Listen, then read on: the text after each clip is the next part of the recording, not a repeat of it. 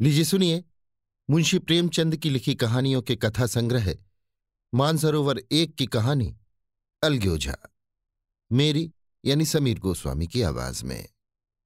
ये कहानियां आप हमारी वेबसाइट www.kahanisuno.com पर भी सुन सकते हैं। भोला मेहतो ने पहली स्त्री के मर जाने के बाद दूसरी सगाई की तो उसके लड़के रघ्घू के लिए बुरे दिन आ गए। रघ्घू की उम्र उस समय केवल 10 वर्ष की थी। चैन से गांव में गुल्ली डंडा खेलता फिरता था। मां के आते ही चक्की में जुटना पड़ा। पन्ना रूपवती स्त्री थी और रूप और गर्व में चोली दामन का नाता है। वो अपने हाथों से कोई काम न करती। गोबर रघ्घू निकालता, बैलों को सानी रघ्घू देता, रघ्घू ही जूठे बर्तन मांजता। भोला की आंखें कुछ ऐसी फिरी कि उसे अब रघ्घू में बुराइयां ही बुराइयां नजर आती। पन्ना की बातों को वो प्राचीन मर्यादानुसार आंखें बंद करके मान लेता था। रघ्घू की शिकायतों की जरा परवाह न करता। नतीजा ये हुआ कि रघ्घू ने शिकायत करना ही छोड़ दिया। किसके सामने रोए? बाप ही नहीं, सारा गांव उसका दुश्मन था। बड़ा जिद्दी लड़का है। पन्ना को तो कुछ समझता ही नहीं। बेचारी उसका दुलार करती है, खिलाती पिलाती है। ये सब उसी का फल है। दूसरी औरत होती तो निबाह न होता। वो तो कहो, पन्ना इतनी सीधी सादी है कि निबाह होता जाता है। सबल की शिकायतें सब सुनते हैं, निर्बल की फरियाद भी कोई नहीं सुनता। रघ्घू का हृदय मां की ओर से दिन दिन फटता जाता था। यहां तक कि 8 साल गुजर गए और एक दिन भोला के नाम भी मृत्यु का संदेश आ पहुंचा। पन्ना के 4 बच्चे थे, 3 बेटे और 1 बेटी। इतना बड़ा खर्च और कमाने वाला कोई नहीं। रघ्घू अब क्यों बात पूछने लगा? ये मानी हुई बात थी। अपनी स्त्री लाएगा और अलग रहेगा। स्त्री आकर और भी आग लगाएगी। पन्ना को चारों ओर अंधेरा ही अंधेरा दिखाई देता था। पर कुछ भी हो, वो रघ्घू की आश्रयत बनकर घर में न रहेगी। जिस घर में उसने राज किया उसमें अब लौंडी न बनेगी। जिस लौंडे को अपना गुलाम समझा उसका मुंह न ताकेगी। वो सुंदर थी, अवस्था अभी कुछ ऐसी ज्यादा न थी। जवानी अपनी पूरी बहार पर थी। क्या वो कोई दूसरा घर नहीं कर सकती? यही ना होगा, लोग हंसेंगे बला से। उसकी बिरादरी में क्या ऐसा होता नहीं? ब्राह्मण ठाकुर थोड़ी ही थी कि नाक कट जाएगी। ये तो उन्हीं ऊंची जातों में होता है कि घर में चाहे जो कुछ करो, बाहर पर्दा ढका रहे। वो तो संसार को दिखाकर दूसरा घर कर सकती है, फिर वो रघ्घू की दबेल बनकर क्यों रहे? भोला को मरे 1 महीना गुजर चुका था। संध्या हो गई थी। पन्ना इसी चिंता में थी कि सहसा उसे ख्याल आया, लड़के घर में नहीं है। ये बैलों के लौटने की बेला है। कहीं कोई लड़का उनके नीचे ना आ जाए। अब द्वार पर कौन है जो उनकी देखभाल करेगा? रघ्घू को मेरे लड़के फूटी आंखों नहीं भाते, कभी हंसकर नहीं बोलता। घर से बाहर निकली तो देखा रघ्घू सामने झोपड़े में बैठा ऊख की गंडेरियां बना रहा है। लड़के उसे घेरे खड़े हैं और छोटी लड़की उसकी गर्दन में हाथ डाले उसकी पीठ पर सवार होने की चेष्टा कर रही है। पन्ना को अपनी आंखों पर विश्वास न आया। आज तो ये नई बात है। शायद दुनिया को दिखाता है कि मैं अपने भाइयों को कितना चाहता हूं और मन में छुरी रखी हुई है। घात मिले तो जान ही ले ले। काला सांप है, काला सांप। कठोर स्वर में बोली, तुम सबके सब यहां क्या करते हो? घर में जाओ, सांझ की बेला है, गोरू आते होंगे। रघ्घू ने विनीत नेत्रों से देखकर कहा, मैं तो हूं ही काकी, डर किस बात का? बड़ा लड़का केदार बोला, काकी, रघ्घू दादा ने हमारे लिए 2 गाड़ियां बना दी हैं। ये देख, एक पर हम और खुन्नू बैठेंगे, दूसरी पर लक्ष्मण और झुनिया। दादा दोनों गाड़ियां खींचेंगे। ये कहकर वो एक कोने से 2 छोटी छोटी गाड़ियां निकाल लाया। 4 पहिए लगे थे। बैठने के लिए तख्ते और रोक के लिए दोनों तरफ बाजू थे। पन्ना ने आश्चर्य से पूछा, ये गाड़ियां किसने बनाई? केदार ने चिढ़कर कहा, रघ्घू दादा ने बनाई हैं, और किसने? भगत के घर से बसूला और रुखानी मांग लाए और चटपट बना दी। खूब दौड़ती हैं काकी। बैठ खुन्नू, मैं खींचूं। खुन्नू गाड़ी में बैठ गया। केदार खींचने लगा। चरचर शोर हुआ, मानो गाड़ी भी इस खेल में लड़कों के साथ शरीक है।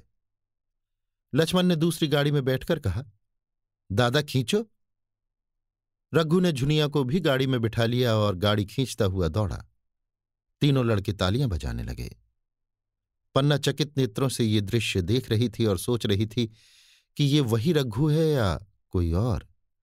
थोड़ी देर के बाद दोनों गाड़ियां लौटी। लड़के घर में जाकर इस यान यात्रा के अनुभव बयान करने लगे। कितने खुश थे सब, मानो हवाई जहाज पर बैठ आए हों। खुन्नू ने कहा, काकी सब पेड़ दौड़ रहे थे। लक्ष्मण, और बछिया कैसी भागी, सब की सब दौड़ी। केदार, काकी रघु दादा दोनों गाड़ियां एक साथ खींच ले जाते हैं। झुनिया सबसे छोटी थी। उसकी व्यंजना शक्ति उछल कूद और नेत्रों तक परिमित थी। तालियां बजा बजा कर नाच रही थी। खुन्नू, अब हमारे घर गाय भी आ जाएगी काकी। रघु दादा ने गिरधारी से कहा है कि हमें एक गाय ला दो। गिरधारी बोला, कल लाऊंगा।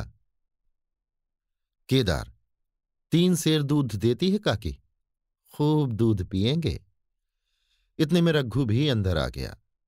पन्ना ने अवहेलना की दृष्टि से देखकर पूछा, क्यों रघु, तुमने गिरधारी से कोई गाय मांगी है? रघु ने क्षमा प्रार्थना के भाव से कहा, हां मांगी तो है, कल लावेगा। पन्ना, रुपए किसके घर से आएंगे ये कभी सोचा है? रघु, सब सोच लिया है काकी। मेरी ये मुहर नहीं है, इसके 25 रुपए मिल रहे हैं, 5 रुपए बछिया के मुजरा दे दूंगा, बस गाय अपनी हो जाएगी। पन्ना सन्नाटे में आ गई। अब उसका अविश्वासी मन भी रघु के प्रेम और सज्जनता को अस्वीकार न कर सका। बोली, मुहर को क्यों बेचे देते हो? गाय की अभी कौन जल्दी है? हाथ में पैसे हो जाएं तो ले लेना। सूना सूना गला अच्छा न लगेगा। इतने दिनों गाय नहीं रही तो क्या लड़के नहीं जिए? रघु दार्शनिक भाव से बोला, बच्चों के खाने पीने के यही दिन है काकी। इस उम्र में न खाया तो फिर क्या खाएंगे? मुहर पहनना मुझे अच्छा भी नहीं मालूम होता। लोग समझेंगे कि बाप तो मर गया, इसे मुहर पहनने की सूझी है। भोला मैं तो गाय की चिंता ही में चल बसे। न रुपए आए और न गाय मिली। मजबूर थे। रघु ने यह समस्या कितनी सुगमता से हल कर दी। आज जीवन में पहली बार पन्ना को रघु पर विश्वास आया। बोली, जब गहना ही बेचना है तो अपनी मुहर क्यों बेचोगे? मेरी हंसली ले लेना। रघु, नहीं काकी, वो तुम्हारे गले में बहुत अच्छी लगती है। मर्दों को क्या, मुहर पहने या ना पहने। पन्ना, चल मैं बूढ़ी हुई, अब हंसली पहनकर क्या करना है? तू अभी लड़का है, तेरा गला अच्छा ना लगेगा। रघु मुस्कुराकर बोला, तुम अभी से कैसी बूढ़ी हो गई? गांव में कौन है तुम्हारे बराबर?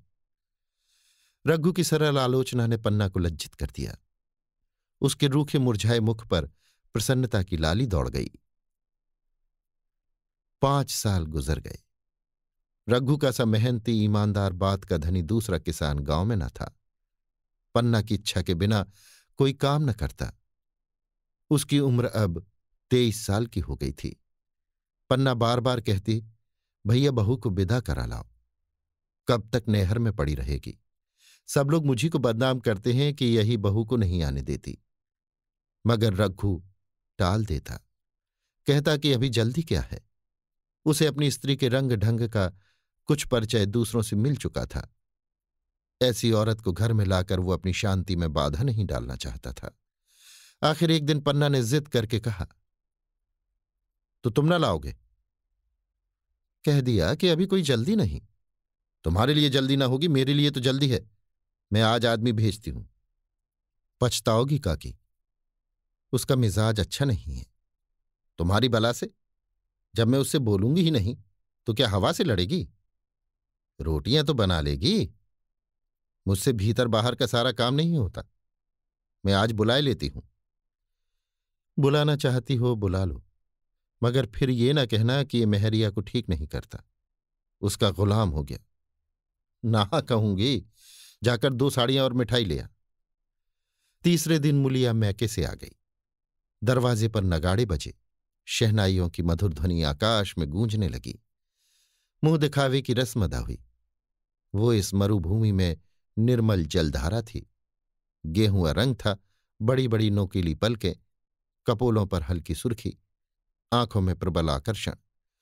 रघु उसे देखते ही मंत्रमुग्ध हो गया। प्रातःकाल पानी का घड़ा लेकर चलती, तब उसका गेहुआ रंग प्रभात की सुनहरी किरणों से कुंदन हो जाता, मानो उषा अपनी सारी सुगंध, सारा विकास और उन्माद लिए मुस्कुराती चली जाती हो। मुलिया मैके से ही जली भुनी आई थी। मेरा शौहर छाती फाड़कर काम करे और पन्ना रानी बनी बैठी रहे, उसके लड़के रईसजादे बने घूमे। मुलिया से ये बर्दाश्त न होगा। वो किसी की गुलामी न करेगी। अपने लड़के तो अपने होते ही नहीं, भाई किसके होते हैं? जब तक पर नहीं निकलते हैं, रघु को घेरे हुए हैं। ज्यों ही जरा सयाने हुए, पर झाड़ कर निकल जाएंगे, बात भी न पूछेंगे। एक दिन उसने रघु से कहा, तुम्हें इस तरह गुलामी करनी हो तो करो, मुझसे न होगी। रघु, तो फिर क्या करूं, तू ही बता। लड़के तो अभी घर का काम करने लायक भी नहीं है। मुलिया, लड़के रावत के हैं, कुछ तुम्हारे नहीं हैं।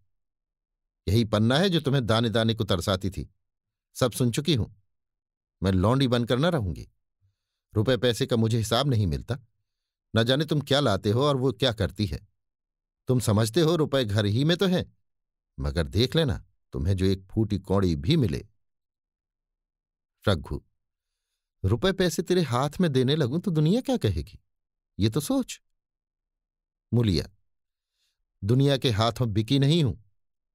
देख लेना भाड़ लीप कर हाथ काला ही रहेगा। फिर तुम अपने भाइयों के लिए मरो, मैं क्यों मरूं? रघु ने कुछ जवाब न दिया। उसे जिस बात का भय था वो इतनी जल्द सिर पर आ पड़ी। अब अगर उसने बहुत तत्थो थंभो किया तो 6 महीने और काम चलेगा। बस आगे ये डोंगा चलता नजर नहीं आता। बकरे की मां कब तक खैर मनाएगी? एक दिन पन्ना ने महुए का सुखावन डाला। बरसात शुरू हो गई थी। बखार में अनाज गीला हो रहा था। मुलिया से बोली, बहू जरा देखती रहना, मैं तालाब से नहा आऊं। मुलिया ने लापरवाही से कहा, मुझे नींद आ रही है, तुम बैठकर देखो। एक दिन न नहाओगी तो क्या होगा? पन्ना ने साड़ी उतार कर रख दी, नहाने न गई। मुलिया का वार खाली गया। कई दिन के बाद एक शाम को पन्ना धान रोप कर लौटी। अंधेरा हो गया था। दिन भर की भूखी थी, आशा थी बहू ने रोटी बना रखी होगी, मगर देखा तो यहां चूल्हा ठंडा पड़ा हुआ था और बच्चे मारे भूख के तड़प रहे थे। पन्ना ने आहिस्ते से पूछा, आज अभी चूल्हा नहीं जला?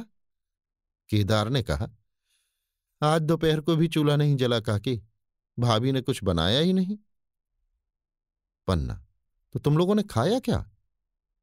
केदार, कुछ नहीं, रात की रोटियां थीं, खुन्नू और लक्ष्मण ने खाई, मैंने सत्तू खा लिया।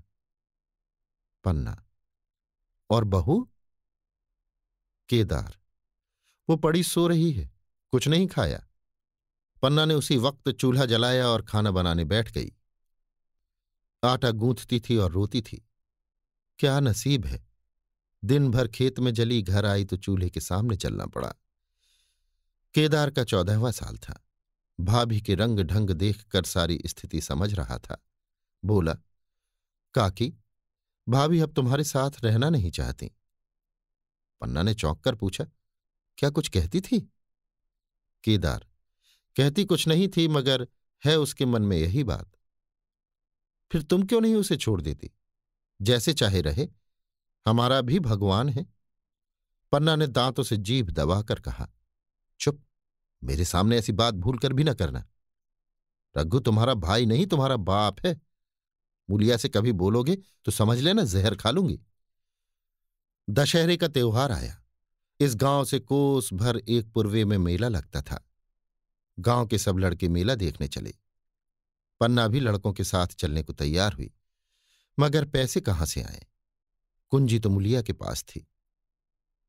रघु ने मुलिया से कहा, लड़के मेले जा रहे हैं, सबों को 2-2 पैसे दे दो।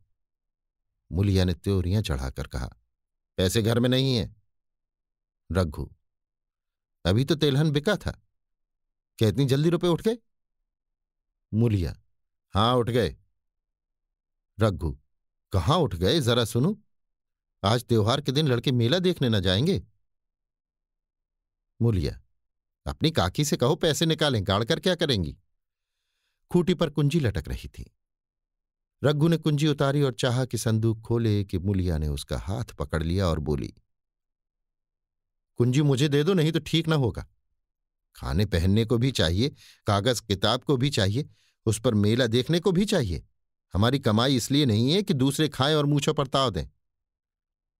पन्ना ने रघु से कहा, भैया पैसे क्या होंगे, लड़के मेला देखने ना जाएंगे। रघु ने झिड़क कर कहा, मेला देखने क्यों ना जाएंगे? सारा गांव जा रहा है, हमारे ही लड़के ना जाएंगे?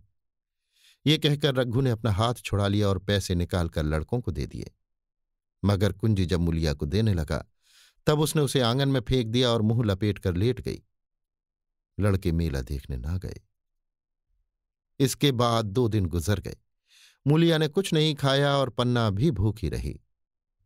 रघु कभी इसे मनाता कभी उसे, पर न ये उठती न वो। आखिर रघु ने हैरान होकर मुलिया से पूछा, कुछ मुंह से तो कह, चाहती क्या है? मुलिया ने धरती को संबोधित करके कहा, मैं कुछ नहीं चाहती, मुझे मेरे घर पहुंचा दो। रघु, अच्छा उठ, बना खा, पहुंचा दूंगा। मुलिया ने रघु की ओर आंखें उठाई। रघु उसकी सूरत देखकर डर गया। वो माधुर्य, वो मोहकता, वो लावण्य गायब हो गया था। दांत निकल आए थे, आंखें फट गई थी और नथने फड़क रहे थे।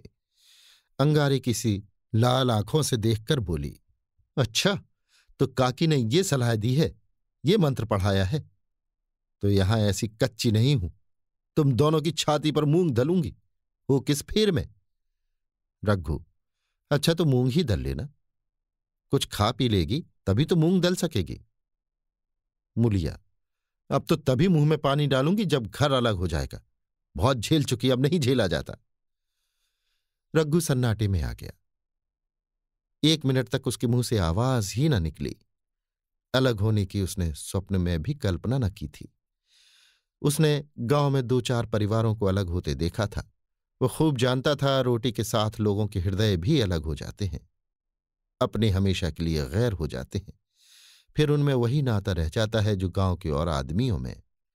रघु ने मन में ठान लिया था कि इस विपत्ति को घर में न आने दूंगा, मगर होनहार के सामने उसकी एक न चली। आह, मेरे मुंह में कालिख लगेगी।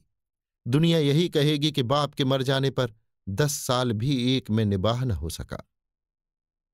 फिर किससे अलग हो जाऊं? जिनको गोद में खिलाया, जिनको बच्चों की तरह पाला, जिनके लिए तरह तरह के कष्ट झेले, उन्हीं से अलग हो जाऊं? अपने प्यारों को घर से निकाल बाहर करूं? उसका गला फंस गया।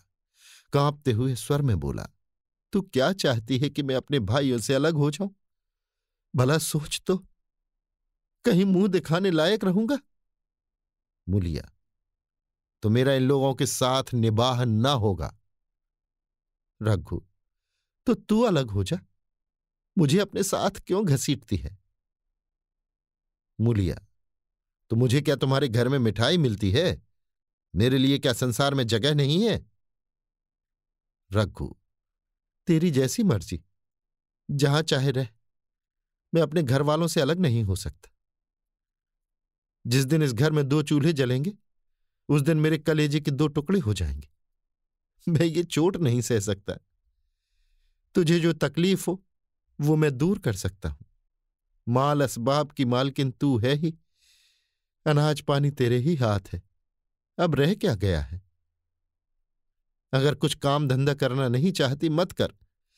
भगवान ने मुझे समाई दी होती तो मैं तुझे तिनका तक उठाने न देता। तेरे ये सुकुमार हाथ पांव मेहनत मजदूरी करने के लिए बनाए ही नहीं गए हैं। मगर क्या करूं, अपना कुछ बस ही नहीं। फिर भी तेरा जी कोई काम करने को ना चाहे मत कर, मगर मुझसे अलग होने को ना कह, तेरे पैरों पड़ता हूं। मुलिया ने सिर से आंचल खिसकाया और जरा समीप आकर बोली, मैं काम से नहीं डरती, न बैठे बैठे खाना चाहती हूं, मगर मुझसे किसी की धौंस नहीं सही जाती। तुम्हारी क्या कि घर का काम काज करती हैं तो अपने लिए करती हैं, अपने बाल बच्चों के लिए करती हैं, मुझ पर कुछ एहसान नहीं करती, फिर मुझ पर धौंस क्यों जमाती हैं? उन्हें अपने बच्चे प्यारे होंगे, मुझे तो तुम्हारा आसरा है। मैं अपनी आंखों से ये नहीं देख सकती कि सारा घर तो चैन करे, जरा जरा से बच्चे तो दूध पिएं और जिसके बलबूते पर गृहस्थी बनी हुई है वो मट्ठे को तरसे, कोई उसका पूछने वाला ना हो। जरा अपना मुंह तो देखो, कैसी सूरत निकल आई है। औरों के तो 4 बरस में अपने पट्टे तैयार हो जाएंगे, तुम तो 10 साल में खाट पर पड़ जाओगे। बैठ जाओ, खड़े क्यों हो? क्या मारकर भागोगे? मैं तुम्हें जबरदस्ती न बांध लूंगी, या मालकिन का हुक्म नहीं है? सच कहूं तुम बड़े कटकलेजी हो। मैं जानती ऐसे निर्मोहिये से पाला पड़ेगा तो इस घर में भूल से ना आती। आती भी तो मन न लगाती, मगर अब तो मन तुमसे लग गया। घर भी जाऊं तो मन यहां ही रहेगा और तुम जो हो मेरी बात नहीं पूछते।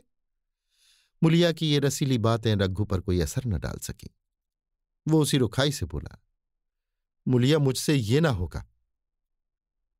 अलग होने का ध्यान करते ही मेरा मन न जाने कैसा हो जाता है। ये चोट मुझसे न सही जाएगी।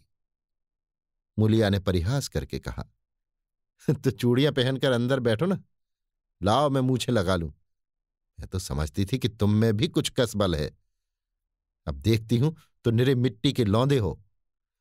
पन्ना दालान में खड़ी दोनों की बातचीत सुन रही थी। अब उससे न रहा गया, सामने आकर रघु से बोली, जब वो अलग होने पर तुली हुई है फिर तुम क्यों उसे जबरदस्ती मिलाए रखना चाहते हो?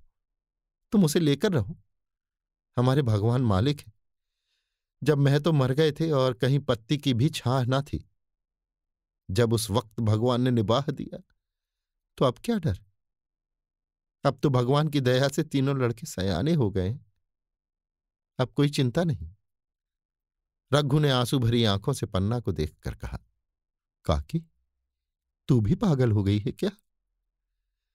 जानती नहीं, 2 रोटियां होते ही 2 मन हो जाते हैं। पन्ना, जब वो मानती ही नहीं तब तुम क्या करोगे? भगवान की मर्जी होगी तो कोई क्या करेगा? परालब्ध में जितने दिन एक साथ रहना लिखा था उतने दिन रहे, अब उसकी यही मर्जी है तो यही सही। तुमने मेरे बाल बच्चों के लिए जो कुछ किया वो भूल नहीं सकती। तुमने इनके सिर हाथ न रखा होता तो आज इनकी न जाने क्या गत होती, न जाने किसके द्वार पर ठोकरें खाते होते, न जाने कहां कहां भीख मांगते फिरते। तुम्हारा जस मरते दम तक गाऊंगी। अगर मेरी खाल भी तुम्हारे जूते बनाने के काम आए तो खुशी से दे दो, चाहे तुमसे अलग हो जाऊं, पर जिस घड़ी पुकारोगे कुत्ते की तरह दौड़ी आऊंगी। ये भूल कर भी न सोचना कि तुमसे अलग होकर मैं तुम्हारा बुरा चेतूंगी। जिस दिन तुम्हारा अनभल मेरे मन में आएगा उसी दिन विष खाकर मर जाऊंगी। भगवान करे तुम दूधो नहा पूतो फलो। मरते दम तक यही असीस मेरे रोए रोए से निकलती रहेगी, और अगर लड़के भी अपने बाप के हैं तो मरते दम तक तुम्हारा पोस मानेंगे। ये कहकर पन्ना रोती हुई वहां से चली गई। रघु वही मूर्ति की तरह बैठा रहा। आसमान की ओर टकटकी लगी थी और आंखों से आंसू बह रहे थे। पन्ना की बातें सुनकर मुलिया समझ गई कि अपने पौबा रहे हैं। चटपट उठी, घर में झाड़ू लगाई, चूल्हा जलाया और कुएं से पानी लाने चली। उसकी टेक पूरी हो गई थी। गांव में स्त्रियों के 2 दल होते हैं, एक बहुओं का, दूसरा सासों का। बहुएं सलाह और सहानुभूति के लिए अपने दल में जाती हैं, सासें अपने में। दोनों की पंचायतें अलग होती हैं। मुलिया को कुएं पर 2-3 बहुएं मिल गई। एक ने पूछा, आज तो तुम्हारी बुढ़िया बहुत रोध हो रही थी। मुलिया ने विजय के गर्व से कहा, इतने दिनों से घर की मालकिन बनी हुई है, राजपाट छोड़ते किसे अच्छा लगता है? बहन, मैं उनका बुरा नहीं चाहती, लेकिन एक आदमी की कमाई में कहां तक बरकत होगी? मेरे भी तो यही खाने पीने पहनने ओढ़ने के दिन हैं। अभी उनके पीछे मरो, फिर बाल बच्चे हो जाए उनके पीछे मरो, सारी जिंदगी रोते ही कट जाए। एक बहू, बुढ़िया यही चाहती है कि ये सब जन्म भर लौनी बनी रहें, मोटा झोटा खाएं और पड़ी रहें। दूसरी बहू, किस भरोसे पर कोई मरे? अपने लड़के तो बात नहीं पूछे, पराए लड़कों का क्या भरोसा? कल इनके हाथ पैर हो जाएंगे, फिर कौन पूछता है? अपनी अपनी मेहरियों का मुंह देखेंगे, पहले ही से फटकार देना अच्छा है, फिर तो कोई कलंक ना होगा। मुलिया पानी लेकर गई, खाना बनाया और रघु से बोली, जाओ नहाओ, रोटी तैयार है। रघु ने मानो सुना ही नहीं, सिर पर हाथ रखकर द्वार की तरफ ताकता रहा। मुलिया, क्या कहती हूं, कुछ सुनाई देता है? रोटी तैयार है, जाओ नहाओ। रघु, सुन तो रहा हूं, क्या बहरा हूं? रोटी तैयार है तो जाकर खा ले, मुझे भूख नहीं है। मुलिया ने फिर नहीं कहा, जाकर चूल्हा बुझा दिया, रोटियां उठाकर छींके पर रख दी और मुंह ढाक कर लेट रही। जरा देर में पन्ना आकर बोली, खाना तैयार है, नहा धोकर खा लो, बहू भी भूखी होगी। रघु ने झुंझला कर कहा, काकी तू घर में रहने देगी या मुंह में कालिख लगाकर कहीं निकल जाऊं? खाना तो खाना ही है, आज न खाऊंगा कल खाऊंगा, लेकिन अभी मुझसे न खाया जाएगा। केदार क्या अभी मदरसे से नहीं आया? पन्ना, अभी तो नहीं आया, आता ही होगा। पन्ना समझ गई कि जब तक वो खाना बनाकर लड़कों को न खिलाएगी और खुद न खाएगी, रघु न खाएगा। इतना ही नहीं, उसे रघु से लड़ाई करनी पड़ेगी, उसे जली कटी सुनानी पड़ेगी, उसे ये दिखाना पड़ेगा कि मैं ही उससे अलग होना चाहती हूं, नहीं तो वो इसी चिंता में घुल घुल कर प्राण दे देगा। ये सोचकर उसने अलग चूल्हा जलाया और खाना बनाने लगी। इतने में केदार और खुन्नू मदरसे से आ गए। पन्ना ने कहा, आओ बेटा, खा लो, रोटी तैयार है। केदार ने पूछा, भैया को भी बुला लूं ना? पन्ना, तुम आकर खा लो, उसकी रोटी बहू ने अलग बनाई है। खुन्नू, जाकर भैया से पूछना आऊं? पन्ना, जब उसका जी चाहेगा खाएंगे, तू बैठकर खा ले, तुझे इन बातों से क्या मतलब? जिसका जी चाहेगा खाएगा, जिसका जी न चाहेगा ना खाएगा। जब वो और उसकी बीवी अलग रहने पर तुले हैं तो कौन मनाए? केदार, तो क्यों अम्मा जी, क्या हम अलग घर में रहेंगे? पन्ना, उनका जी चाहे एक घर में रहें, जी चाहे आंगन में दीवार डाल लें। खुन्नू ने दरवाजे पर आकर झांका। सामने फूस की झोपड़ी थी, वहीं खाट पर पड़ा रघु नारियल पी रहा था। खुन्नू, भैया तो अभी नारियल लिए बैठे हैं। पन्ना, जब जी चाहेगा खाएंगे। केदार, भैया ने भाभी को डांटा नहीं? मुलिया अपनी कोठरी में पड़ी सुन रही थी, बाहर आकर बोली, भैया ने तो नहीं डांटा, अब तुम आकर डांटो। केदार के चेहरे का रंग उड़ गया, फिर जबान न खोली। तीनों लड़कों ने खाना खाया और बाहर निकले। लू चलने लगी थी।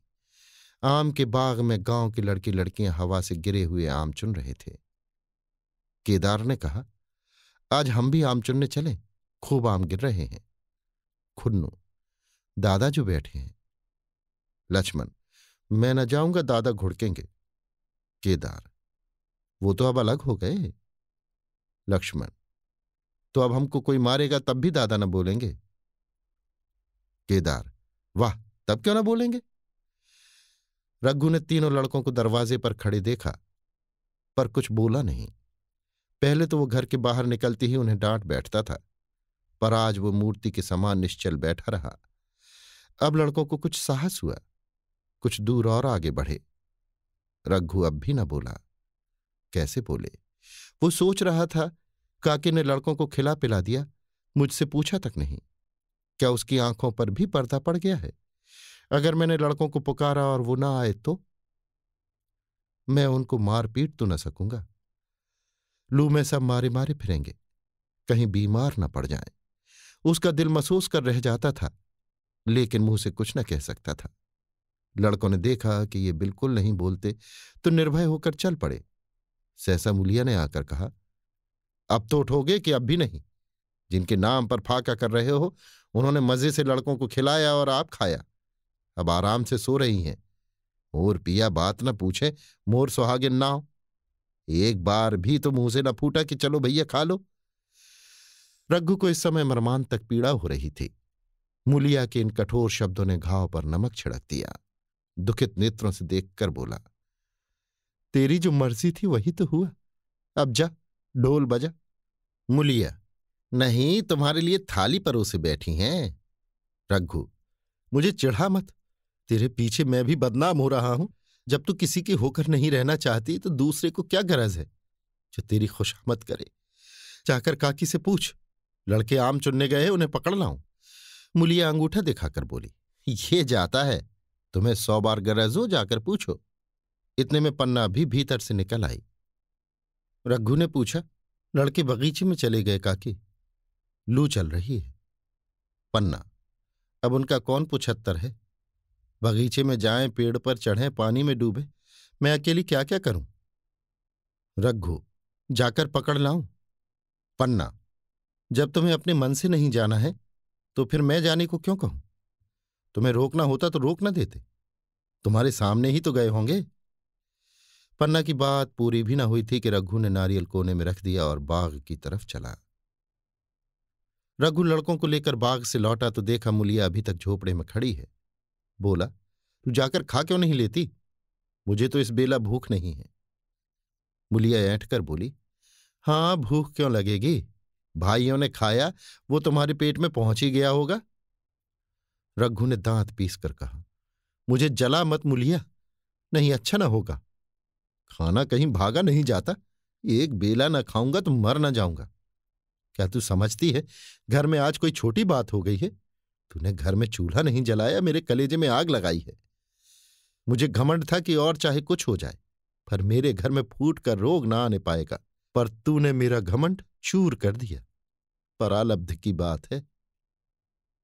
मुलिया तिनक कर बोली, सारा मोह छो तुम्ही को है कि और किसी को है। मैं तो किसी को तुम्हारी तरह बिसूरते नहीं देखती। रघु ने ठंडी सांस खींचकर कहा, मुलिया, घाव पर नौ न छिड़क, तेरे ही कारण मेरी पीठ में धूल लग रही है। मुझे इस गृहस्थी का मोह ना होगा तो किसे होगा। मैंने ही तो इसे मर मर जोड़ा, जिनको गोद में खिलाया वही अब मेरे पट्टीदार होंगे। जिन बच्चों को मैं डांटता था उन्हें आज कड़ी आंखों से भी नहीं देख सकता। मैं उनके भले के लिए भी कोई बात कहूं तो दुनिया यही कहेगी कि अपने भाइयों को लूटे लेता है। जा, मुझे छोड़ दे, अभी मुझसे कुछ न खाया जाएगा। बोलिया, मैं कसम रखा दूंगी, नहीं चुपके से चले चलो। रघु, देख अब भी कुछ नहीं बिगड़ा है, अपना हट छोड़ दे। मुलिया, हमारा ही लहू पिए जो खाने ना उठे।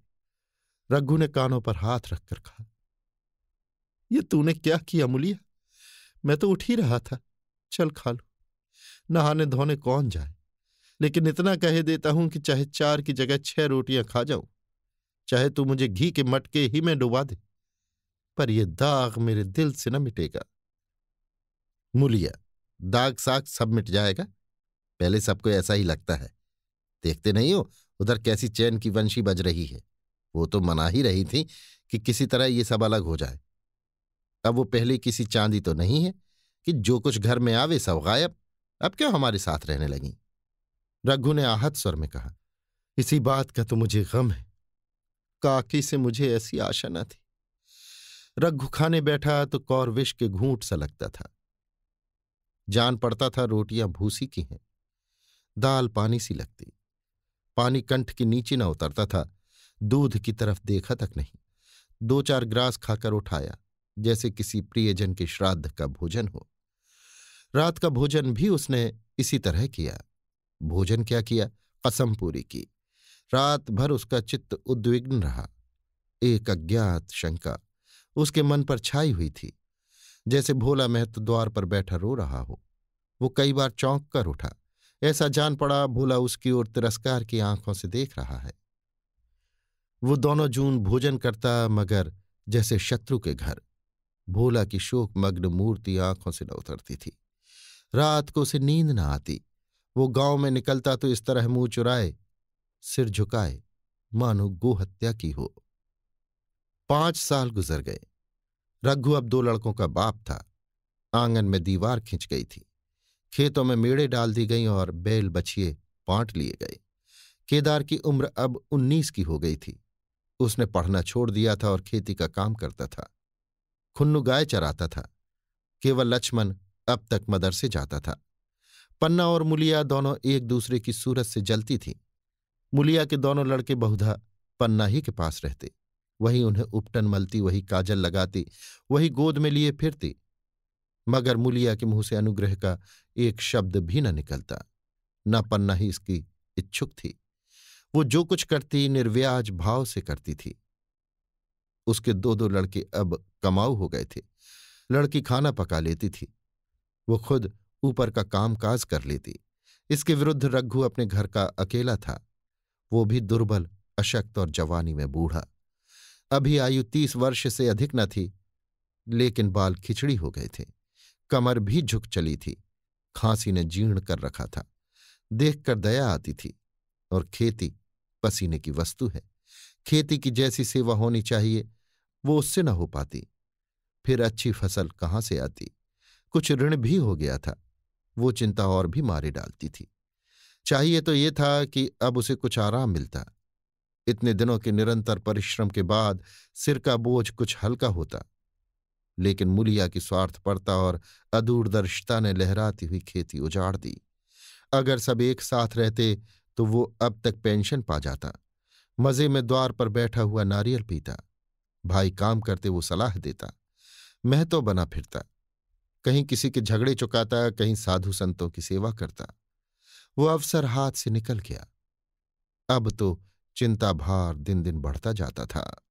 आखिर उसे धीमा धीमा ज्वर रहने लगा। हृदय शूल, चिंता, कड़ा परिश्रम और अभाव का यही पुरस्कार है।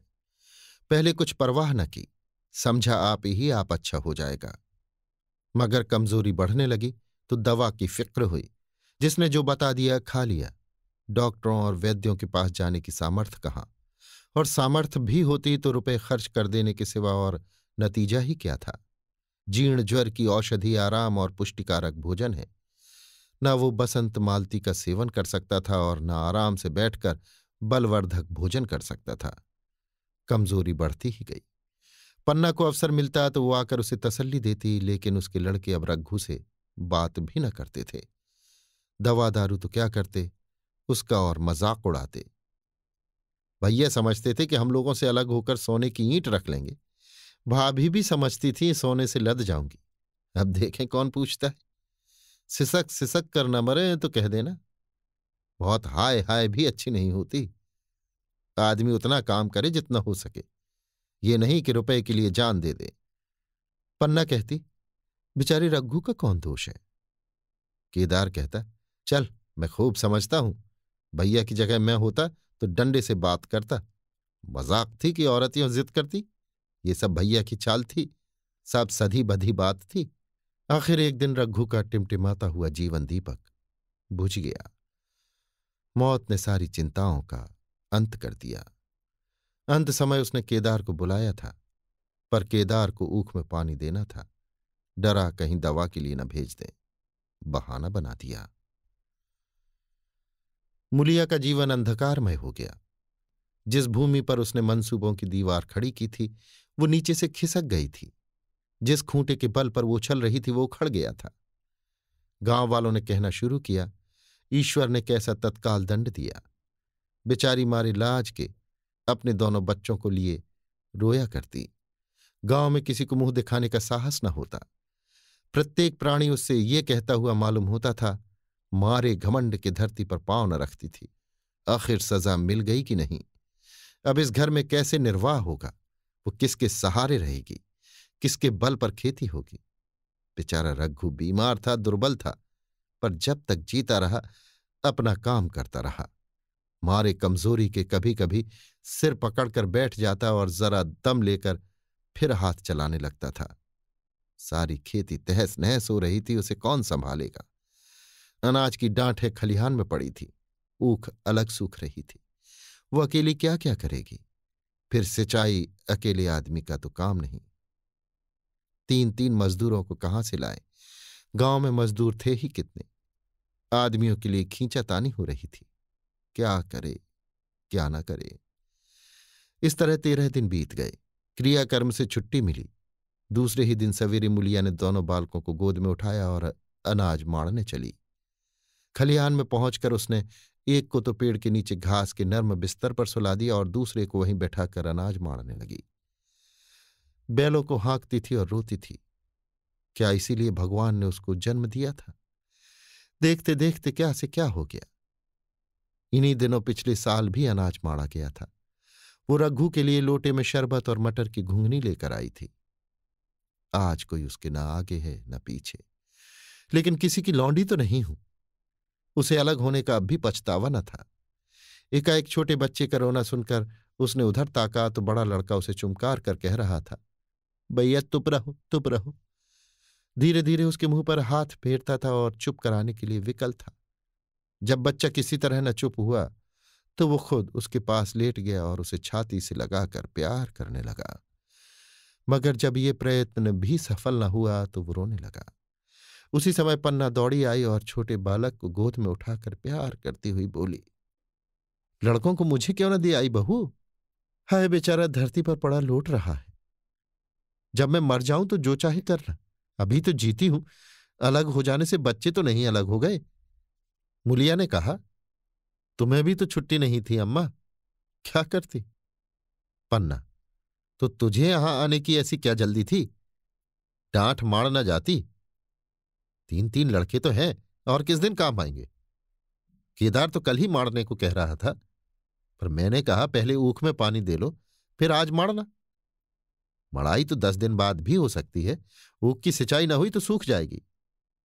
कल से पानी चढ़ा हुआ है, परसों तक खेत पुर जाएगा, तब मड़ाई हो जाएगी। तुझे विश्वास ना आएगा, जब से भैया मरे हैं केदार को बड़ी चिंता हो गई है। दिन में 100-100 बार पूछता है, भाभी बहुत रोती तो नहीं है? देख लड़के भूखे तो नहीं है? कोई लड़का रोता है तो दौड़ा आता है, देख अम्मा क्या हुआ, बच्चा क्यों रोता है? कल रोकर बोला, अम्मा मैं जानता कि भैया इतनी जल्दी चले जाएंगे तो उनकी कुछ सेवा कर लेता। कहाँ जगाए जगाए उठता था, अब देखती हो पहर रात से उठकर काम में लग जाता है। खुन्नू कल जरा सा बोला, पहले हम अपनी ऊख में पानी दे लेंगे तब भैया की ऊख में देंगे। इस पर केदार ने ऐसा डांटा कि खुन्नू के मुंह से फिर बात न निकली। बोला, कैसी तुम्हारी और कैसी हमारी ऊख? भैया ने जिला न लिया होता तो आज या तुम मर गए होते या कहीं भीख मांगते होते। आज तुम बड़े ऊख वाले बने हो, ये उन्हीं का पुण्य प्रताप है कि आज भले आदमी बने बैठे हो। परसों रोटी खाने को बुलाने गई तो मड़ैया में बैठा रो रहा था। पूछा क्यों रोता है तो बोला, अम्मा भैया इसी अलग्योछा के दुख से मर गए, नहीं अभी उनकी उम्र ही क्या थी। ये उस वक्त न सूझा, नहीं उनसे क्यों बिगाड़ करते। ये कहकर पन्ना ने मुलिया की ओर संकेतपूर्ण दृष्टि से देखकर कहा, तुम्हें वो अलग न रहने देगा बहू। कहता है भैया हमारे लिए मर गए तो हम भी उनके बाल बच्चों के लिए मर जाएंगे। मुलिया की आंखों से आंसू जारी थे। पन्ना की बातों में आज सच्ची वेदना, सच्ची सांत्वना, सच्ची चिंता भरी हुई थी। मुलिया का मन कभी उसकी ओर इतना आकर्षित न हुआ था। जिनसे उसे व्यंग और प्रतिकार का भय था, वे इतने दयालु, इतने शुभेच्छु हो गए थे। आज पहली बार उसे अपनी स्वार्थपरता पर लज्जा आई। पहली बार आत्मा ने अलग्योझे पर धिक्कारा। इस घटना को हुए 5 साल गुजर गए। पन्ना आज बूढ़ी हो गई है। केदार घर का मालिक है, मुलिया घर की मालकिन है। खुन्नू और लक्ष्मण के विवाह हो चुके हैं, मगर केदार अभी तक कुंवारा है। कहता है मैं विवाह न करूंगा। कई जगहों से बातचीत हुई, कई सगाइयां आईं, पर उसने हामी न भरी। पन्ना ने कंपे लगाए, जाल फैलाए, पर वो न फंसा।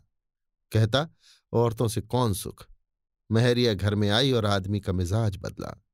फिर जो कुछ है वो महरिया है। माँ बाप भाई बंधु सब पर आए। जब भैया जैसे आदमी का मिजाज बदल गया तो फिर दूसरों की क्या गिनती। 2 लड़के भगवान के दिए हैं और क्या चाहिए। बिना ब्याह किए 2 बेटे मिल गए, इससे बढ़कर और क्या होगा।